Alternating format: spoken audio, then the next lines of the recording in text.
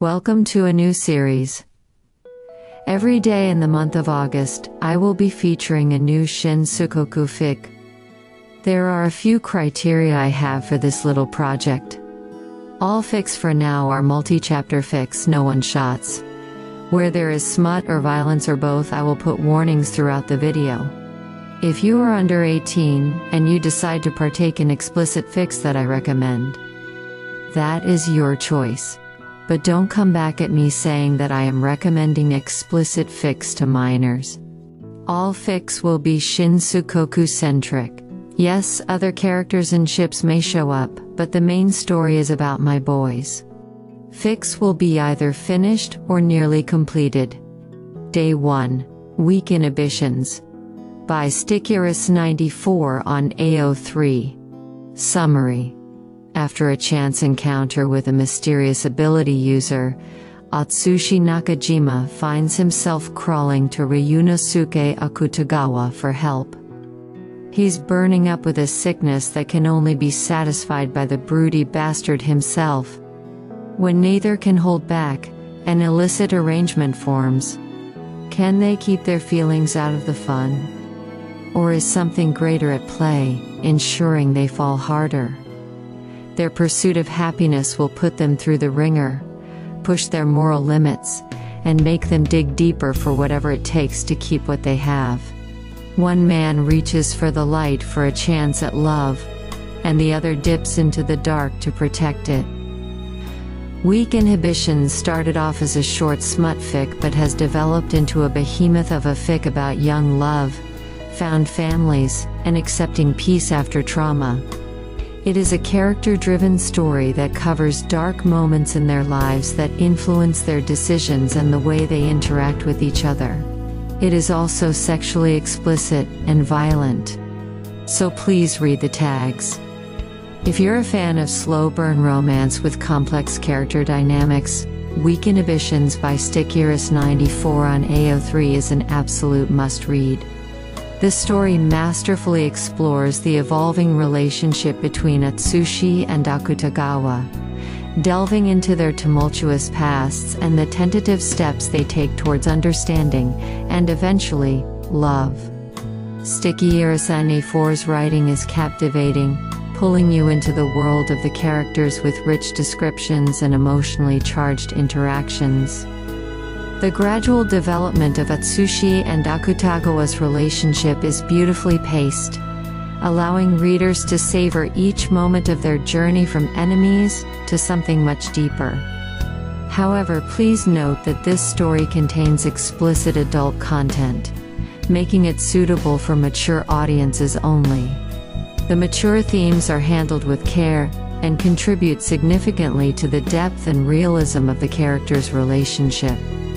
Weak Inhibitions is a testament to Stickurus94's talent in blending intense emotions with nuanced storytelling.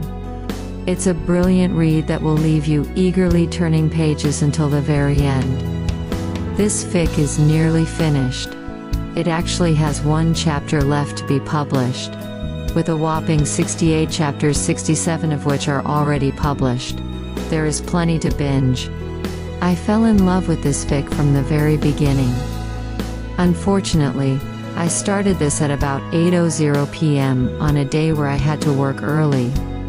By 3 o'clock in the morning, I was on chapter 35, and reluctantly accepted that sleep was more important than continuing to read. Of course, when I returned home, I immediately started reading again. Even though I was supposed to be working on my own fic, I could not stop reading. Thankfully for my sanity and my real-life struggles, I had reached the end of the published chapters that night. Then came the agony of waiting for each new chapter to be published. I cannot recommend this fic enough. As someone who loves both of these characters, I was on pins and needles to see what obstacles the world would throw at them. The sweet moments where they are playful with one another. It just warms my heart. Here are a few of my favorite passages. Right before Ranpo's number was Ryunosuke's. R less than 3 as listed. Atsushi chewed on his inner cheek as he contemplated reaching out. He's probably at work. I should wait till later. Maybe we can meet for a late dinner or something. Fuck, I still haven't checked the voicemail he left me. Since he was out of the house and in a stable mood, now seemed right to hear Ryunosuke's message. He had delayed for so long that the task felt intimidating. Anticipation had swollen into anxiety like a balloon ready to pop. He went to his voicemail, the phone pressed as close to his ear as possible. It hit him in the gut listening to Ryunosuke's shaking voice. Atsushi, please. If you know why I did it and that I'm sorry, why can't it be enough? Why do I have to sit in it? What does that mean? Ryunosuke stopped talking to inhale sharply. Please call me. You wanted to know how I could do it, right? Well, I don't think my answer will be good enough. I'll tell you, but it probably won't change anything. I don't blame you for hating me, but I want to do better. Please, I need you. I'm sorry. I'm sorry, he repeated, over and over until his voice was ragged. I don't hate him, did I mean to give him that impression? I wanted him to understand how hurt and pissed I was, but the intention wasn't to make him think we were over. When the voicemail cut Ryunosuke off mid-sentence, Atsushi needed a moment to breathe. Bark dust kicked up as he stumbled a foot away. He touched his face, realizing that Ryunosuke's sobs had triggered his own tears. He wiped his eyes on his sleeves. It had been almost 2 days since they last saw each other. Despite what happened Monday night, Atsushi hoped that Ryunosuke was doing well. He was more determined than ever to see him that day. As long as Ryunosuke had time to reflect and truly apologize, Atsushi wouldn't be a welcome mat if he saw him again, right? Ryunosuke ran a hand up Atsushi's back and rested on his head. He stroked his hair before petting down his back again. The tail twitched, encouraging him to comb through Atsushi's hair again. His fingers curled around something foreign but fuzzy protruding from the top of Atsushi's head. Oh, another development.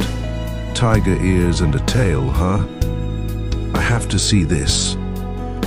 Ryunosuke rolled over and turned on the bedside lamp. He looked back, confirming his suspicions.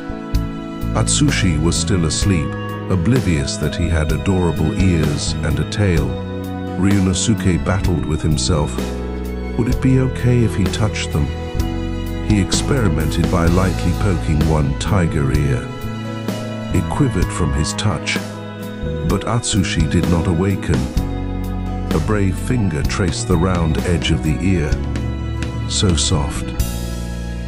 Ryunosuke was in awe of the duality of beast beneath the moonlight.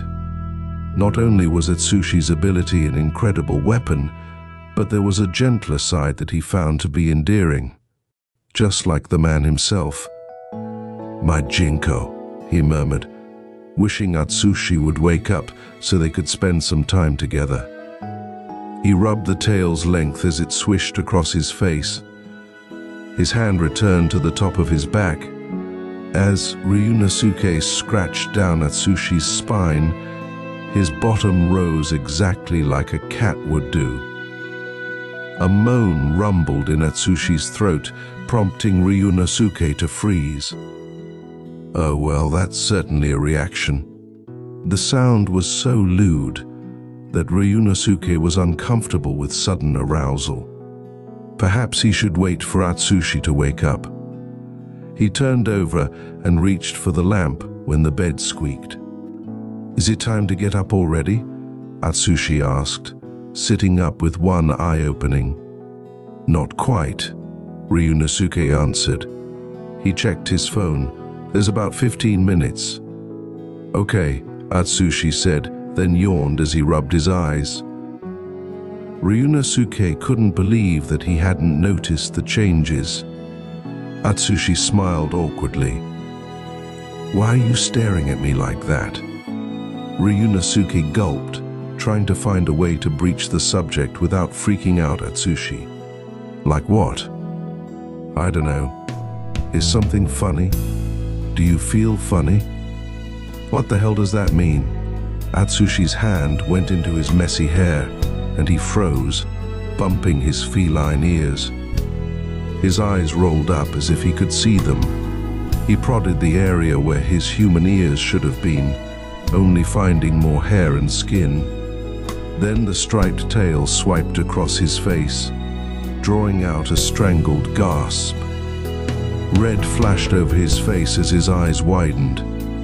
Oh God, please no. Your tiger's trying to come out, Ryunosuke teased. He hoped Atsushi saw the humor in the situation, but it was too late for that. Stop staring at me. I can't help it. You look so... He grabbed his phone. Can I have at least one picture? What? No way, Atsushi said, grabbing the pillow and thumping Ryunosuke. The force was so light that Ryunosuke didn't even protest when he landed on his back. He struggled into a sitting position as Atsushi disappeared under the covers. Sorry about the picture thing. I'm putting my phone on the table, he said as he did it. I don't know if I should laugh or be concerned. Ryunosuke pinched himself to make sure he wasn't dreaming. This is a little over the top, isn't it? Why are you reacting this way to your own ears and tail? He asked, patting the bed to get his attention. It's embarrassing. I wasn't even doing it on purpose. The Atsushi-shaped lump under the blanket tried to be as small as possible. I don't like it when it acts on its own. He's embarrassed? The universe is not fair. Giving Atsushi an otherworldly ability and then denying him the confidence to fully wield it. Ryunosuke cleared his throat. He tried to sound empathetic but casual, as proof that Atsushi didn't need to feel ashamed. I understand. I've had that issue before. Not like this. Well, obviously. He lifted the edge of the blanket. Atsushi pushed his hand away and secured himself again. Please don't hide from me. I swear I put my phone away. Should I entice him with a snack? No, that might insult him. They're weird and ridiculous and I look ugly. Atsushi stopped rambling long enough to center himself with an aggressive huff. If you don't gawk at me, it'll be easier for me to calm down so I can put them away. Oh, if only you could see yourself the way I see you. Ryunosuke remembered more about that moment in the karaoke room. Ah. Is it because Dazai and Chuya laughed at you? They were drunk dicks who ganged up on you because they assumed you wouldn't fight back. Nothing they say should be taken seriously. Well, I looked dumb then and even dumber now. You can't even see yourself. Ryunosuke sighed, realizing he would have to try a more drastic method. Is it because of all the times I called you a filthy animal or something like that? I'm sorry, I never meant it. When Atsushi didn't respond, Ryunosuke said, If I tell you something, you cannot repeat it to anyone. What? The lump under the blanket moved. Atsushi's tail poked out from the other side until a hand darted out and pulled it back in. I'm serious. I've never said this to another person, let alone another man. So know that I'm sincere. Now you're just freaking me out, Ryu. Ryunosuke tried lifting the blanket, only for Atsushi to snap it back down. I don't think you should be embarrassed. You don't look dumb or weird, though I'm quite surprised and a little sad to hear you call yourself ugly. I'm sorry for the insecurities running rampant in your head. I think you look charming. Atsushi ought to hear it at least once. Charming? He peeked out, one ear twitching shyly. Do you think I'm cute? Not the kind of word to come out of my mouth, but yes, I really do.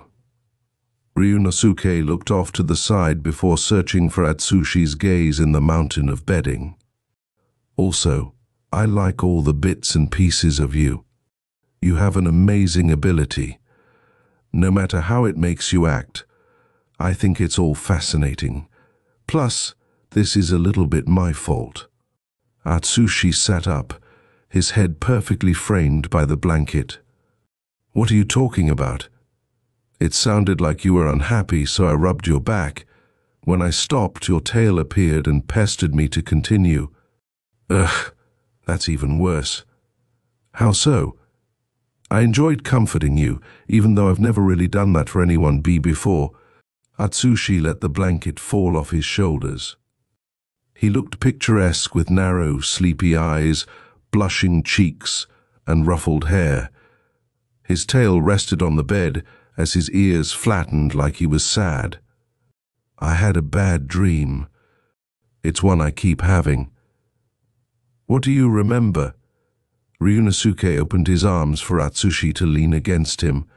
He caressed him, only wanting to make him feel better. My poor little Jinko. I was trapped somewhere small and dark. Like a cabinet, I think. I kept knocking and clawing at the door until my fingers bled. I was scared because someone needed me on the other side. But it ended sooner than it normally did. I think it got better when you started rubbing my back. Good. I'm happy to help. And trust me, there's nothing you or your ability can do to turn me against you. He hugged him tighter. Anything else bothering you? Atsushi shifted so that he was facing Ryunosuke. His eyes darted to Ryunosuke's lips and back up again.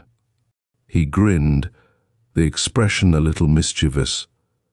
One more thing, he said, leaning closer. A kiss. Just un. Ryunosuke crossed the distance. He slipped his hand to the back of Atsushi's neck as their lips were now a mere inch apart. Their vision blurred from the proximity, but he could tell Atsushi was smiling. One's enough if done right. Ryunosuke scoffed. Don't tempt me into doing it wrong on purpose. Ryu. He rolled his eyes, then smirked. Kiss me as much as you like, however you want. Just kiss me, please. Like music to my ears. Ryunosuke swallowed his heart so he could bring his lips to Atsushi's. Short and soft. Then another kiss as the momentum built up. He rolled them over so that he was on top of Atsushi. A careful hand brushed back grey bangs, then cupped Atsushi's chin. Their lips met, and Ryunosuke felt complete again. Thanks for watching, guys. Next time I think I'm going to use my own voice. As always, dare to be unique.